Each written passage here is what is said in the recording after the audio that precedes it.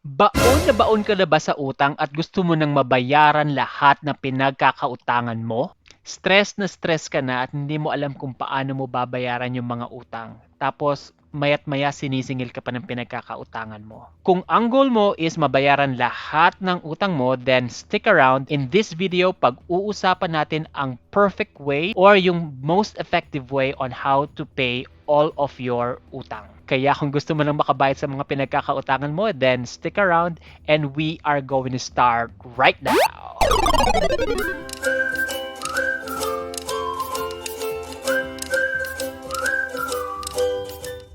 Hello mga kapatid! Ako nga pala si King at ito ang Pinoy Money Makeover Challenge kung saan hinahamon ko kayo at hinahamon ko rin ang sarili ko na maging better, wiser, and smarter when it comes sa paghawak sa pera. Kung bago ka lang sa YouTube channel ko at gusto mo ng mga tips on how to save money, how to pay your debts, and how to become financially independent, then click mo na yung subscribe button at yung notification bell para lagi kang updated sa mga bagong videos ko.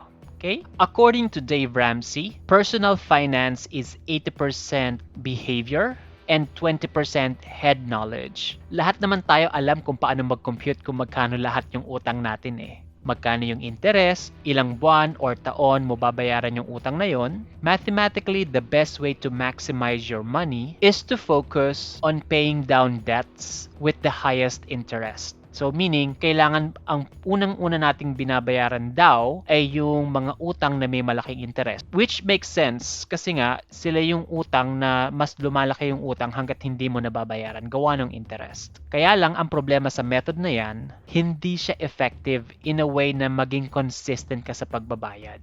Yung motivation mo to keep on going is wala. Kasi nga, wala kang mga wins or wala kang mga small wins na tinatawag. The best way to pay off your debts is to get small wins or yung mga maliliit na panalo. So here are the steps on how to do the baby step number 2, ang debt snowball. Step number 1, list your debts from smallest to largest regardless of the interest rate. So ilista mo daw lahat ng utang mo from smallest to largest mula sa pinakamaliit hanggang sa pinakamalaki regardless sa interest rate or disregard mo na yung interest rate. Basta kailangan smallest to largest yung pagkakalista ng utang mo. That's step number 1. Step number 2 is to make minimum payments doon sa mga utang na may interest or yung kapag hindi mo nabayaran for that certain month, mag-i-incur ng additional penalty. So, what we need to do is to prevent making more utangs. So, make sure na hindi tayo nape-penalty sa mga binabayaran nating utang. So, kung meron mang mga utang dyan na nag-i-incur ng penalties, make sure that you make your minimum payments on all of those debts. Normally, itong mga minimum payments na to is dapat included sa iyong monthly or yung bi-weekly budget mo. Kasi alam mo naman na monthly dumarating yung payments na to eh. So, kailangan kasama siya doon sa written budget mo. Step number 3 is to determine kung gaano ba kalaki yung sobrang pera mo. This is after you take out your savings, you take out your necessities, and matitira na lang sa'yo is kung magkano yung sobrang pera mo after taking out the expenses, your savings, and if you're tithing or nag-give ka, you also need to take that out. So, kung magkano yung natirang pera, yun yung i-work out natin. Step number 4 is we pay off the smallest debt first. So, pag nakuha na natin yung sobrang pera, i-attack natin yung unang-unang pinakamaliit na utang. So lahat ng sobrang pera natin, ibabayad natin doon sa pinaka-small na utang natin hanggang sa maubos yung sobrang pera natin. And then lastly, step number 5 is keep on repeating steps number 2 to 4 hanggang mabayaran natin lahat ng utang. Para magkaroon kayo na idea kung paano ito ginagawa, I am going to show you on an Excel form on how we are going to do this para meron na kayong visualization kung ano yung ginagawa. So, we are going to transfer our view sa computer. So, computer. Okay mga kapatid, simulan na natin ang pag-compute kung paano ginagawa ang debt snowball. So in this particular video, I am going to show you the step-by-step process on how we are going to do the debt snowball at makikita nyo kung gaano siya ka-effective in paying all of your debts. Okay? So step number 1 is to list all debts from lowest to largest regardless ng interest rate. So kung makikita nyo dito, may debt 1, debt 2, utang number 3, utang number 4, and utang number 5. And then may corresponding number sila which represents kung magkano yung utang. Kung makikita nyo, it's from lowest to largest. And then ililista rin natin yung monthly minimum payment. So meaning ng monthly minimum payment, ito yung binabayaran natin para hindi siya magkaroon ng interest. So monthly minimum payment na binabayaran natin sa pinagkakautangan natin para hindi siya magkaroon ng patong na interest. Kasi ang iniiwasan nga natin dito is magkaroon ka ng additional na utang. So step number 2 is to determine how much is the extra monthly income or extra money sa monthly income mo. Makikita natin to or makukuha natin si extra money by budgeting our money. So punta ka doon sa monthly budget mo. So makikita mo dito yung mga expenses, yung tithes and offering, pay yourself first. So once you do your budget, you will be able to determine kung magkano yung extra money mo. So yun yung gagamitin natin ngayon para ipambayad ang utang mo. So in this particular sample, kunyari 10,000 pesos yung extra monthly money mo. Then jump tayo sa step number 3 is to pay your monthly minimum payment. So kung makikita nyo, meron tayong listahan ng utang dito kung magkano yung babayaran natin and yung monthly minimum payment. So ang gagawin natin is to pay off your monthly minimum payment. Kung makikita nyo rito, 3,000 yung debt number 1. So bayaran natin yung monthly minimum payment ng 300. Ang new balance niya na ngayon is 2,700.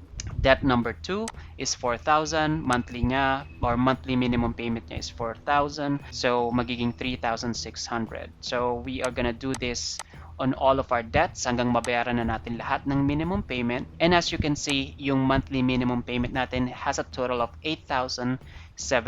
Hindi lahat ng extra money monthly natin is nagastos natin. So meron tayong sumobra.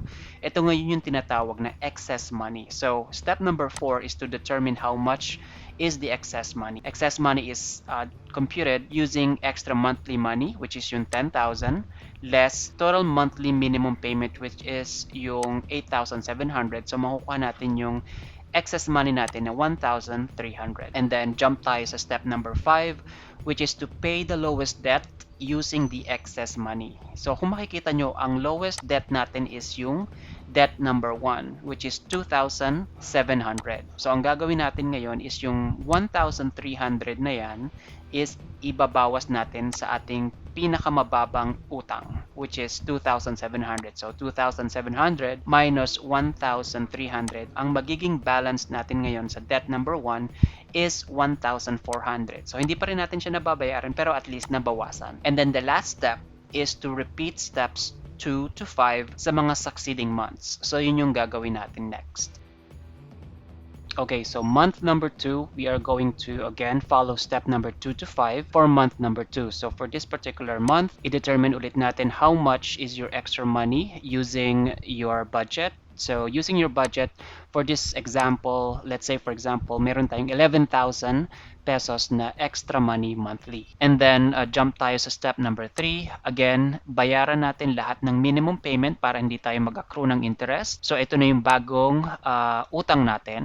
So nabawasan na yan kasi yung month number 1 natin, ibinawas na natin yung pambayad natin ng utang. So ito na yung bago nating value. So ngayon, bayaran ulit natin yung monthly minimum payment. So after doing that, ito na yung new balance natin. So, makukuha natin yan by subtracting yung monthly minimum payment. So, si 1,900 minus 300, yung 3,600 minus 400, so on and so forth. So, makukuha natin yung monthly minimum payment total natin na 8,700. Meaning, lahat ng pinambayad natin sa minimum payment, ito yung total niya, 8,700. So, ito na ngayon yung balance niya or new balance natin. Ngayon, since hindi natin na-consume lahat ng 11,000 na extra money natin, kukunin naman natin ngayon yung excess money natin, which is step number 4. So, excess money, again, is extra money monthly, which is 11,000 minus total monthly minimum payment, which is 8,700.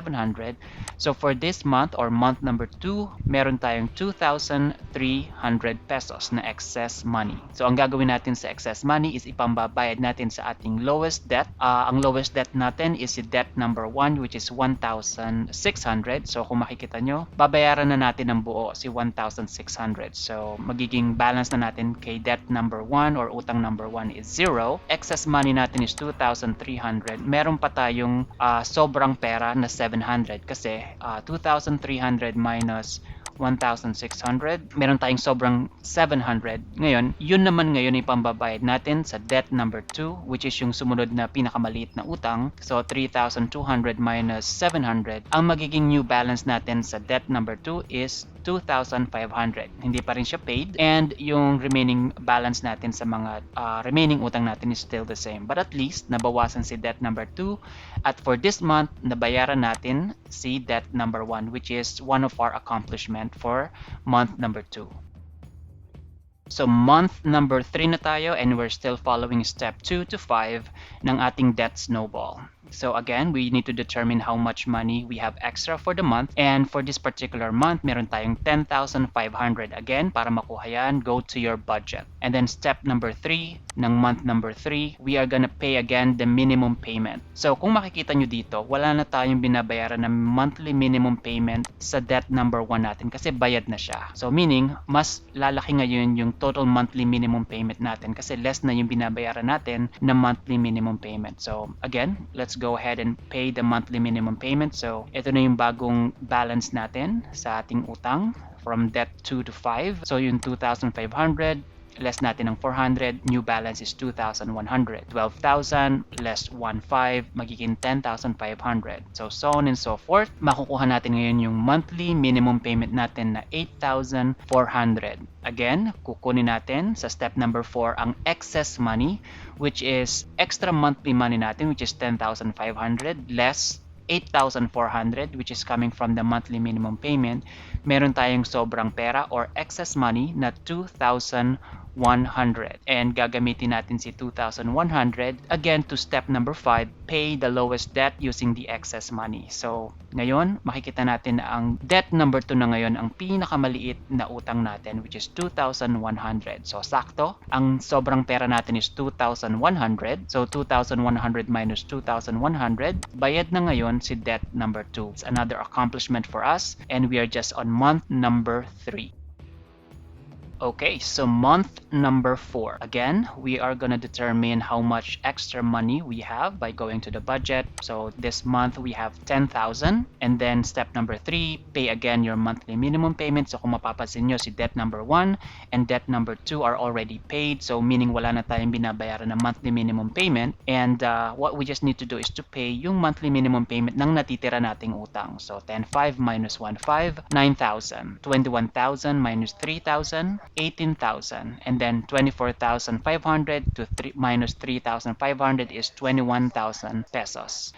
So yan na ngayon yung bagong monthly minimum payment natin. So pababa siya ng pababa habang padami ng padami yung nababayaran nating utang. Step number 4 is to determine how much is your excess money. So again, 10,000 yung sobrang monthly money natin, minus natin sa monthly minimum payment na 8,000. So meron tayong excess money ngayon na 2,000 na ibabayad natin sa ating debt number 3, which is yung pinakamaliit na utang natin ngayon. So yung 9,000 minus 2,000, meron na ngayon tayong new balance na 7,000 para kay debt number 3. Again, hindi pa rin siya paid, so iro-roll natin siya sa next month natin. Month number 5. Again, let's go ahead and determine how much money extra that we have for the month. For this month, coming from the budget, 11,000 yung ating extra monthly money. Pay again the monthly minimum payment. So, ganun pa din. Ito na yung bagong balance natin. Paid na si debt number 1 and 2. So, let's subtract 7,000 to 1,500. Magiging new balance na natin is 5,500. So, 18,000 yung debt number 4. Less natin sa 3,000. 15,000 pesos. Yun yung natitirang balance natin. And then for debt number 5, 3,500.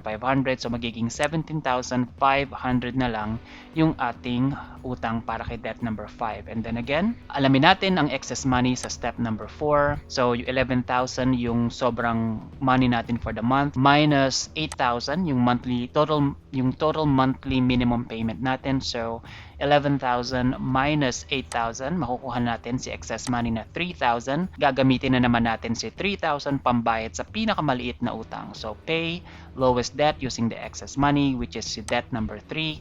Meron tayong natitirang 5,500 na utang kay debt number 3. So 5,500 minus 3,000. Ang new balance na lang natin or matitirang balance na lang natin kay debt number 3 is 2,500. Lumiit na ulit yung debt number 4 and debt number 5 kasi consistently nating binabayaran yung monthly minimum payment. Again, pay your monthly minimum payment para iwasan nating madagdagan yung utang natin. Okay?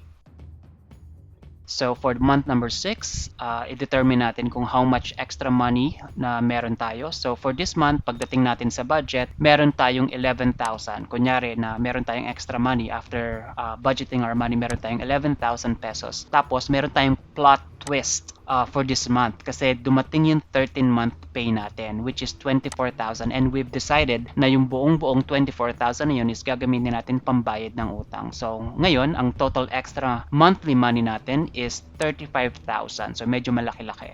Same procedure. Step number 3 is to pay monthly minimum payment. So ang monthly minimum payment natin, bawas na ng debt number 1 and 2. So wala na tayong binabayaran dyan. So si debt number 3, bayaran natin ng 1,500, magiging 1,000 na lang yung utang natin. Si debt number 4, 3,000 ang ibabawas natin. So 12,000 na lang siya. And then yung last debt natin na pinakamalaki is 7,500. Bayaran natin ng 3,500, magiging 14,000 na lang siya. Makukuha natin ang monthly minimum payment of 8,000. I-less natin siya sa malaki nating extra or total extra monthly money, which is 35,000 minus 8,000.